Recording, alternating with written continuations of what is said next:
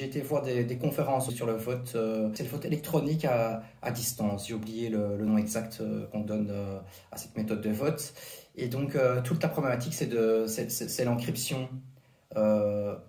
Encrypter les données et être sûr qu'on ne cassera pas ces données. Notamment, on parle un jour qu'il y aura des ordinateurs quantiques. Et par exemple, la NSA, ça c'est justement le conférencier n'en avait pas parlé. Du coup, je suis intervenu après pour en parler. On dit justement que la NSA stocke aujourd'hui toutes tes données, des données encryptées qui ne servent pas décrypter, dans l'idée que peut-être dans 15 ans ou peut-être moins, ils pourront les décrypter. Peut-être ça n'arrivera pas, qu'ils n'y parviendront pas à les décrypter, mais en tout cas, ils le font.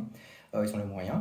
Et par ailleurs, il y a une autre idée, c'est que personnellement, moi, j'ai pas du tout confiance dans le vote électronique en tant qu'informaticien. On l'a vu dans le scandale VW, c'est très difficile de savoir ce que fait un programme informatique une fois qu'il est compilé. C'est pratiquement impossible de savoir ce qu'il fait. D'ailleurs, le scandale VW, ça a été vu en regardant ce que faisait la voiture, mais on n'a jamais trouvé à l'intérieur du programme ce qu'il fait, parce qu'on ne peut pas, on ne sait pas ce qu'il fait.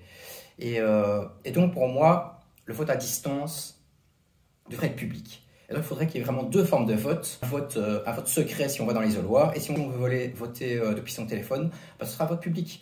Et donc lui, évidemment, le conférencier m'a dit, ok, oui, c'est vrai que c'est faisable techniquement, mais ça, c'est vraiment un choix politique. Et puis alors, justement, quand je sors de la conférence, une personne m'a abordé en me disant, mais ça demanderait peut-être un changement de constitution. Dans une démocratie, le vote est secret. Je dis, pas dans une démocratie, dans la démocratie athénienne, le vote était public. On levait la main. Donc c'est pas incompatible avec la démocratie. Je pense que c'est tout à fait légitime de vouloir un vote secret.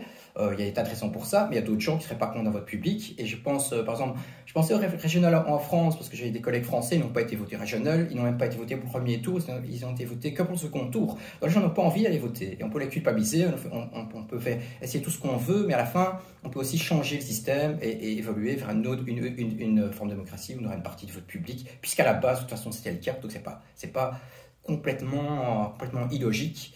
Je pense que ce sera la seule solution pour avoir un jour un vote électronique sûr, c'est que le vote à distance soit public. Et donc c'était ça mon idée. Donc mon idée serait plutôt de lancer alors une consultation populaire pour voir ce que les gens en pensent. Et ce serait ça, si on travaille dans cette direction, c'est voir d'abord ce que les gens en pensent, faire une consultation populaire, faire des conférences, organiser des débats, et ce serait plutôt dans cette idée-là, donc quelque chose de beaucoup plus sociétal, donc plus à long terme.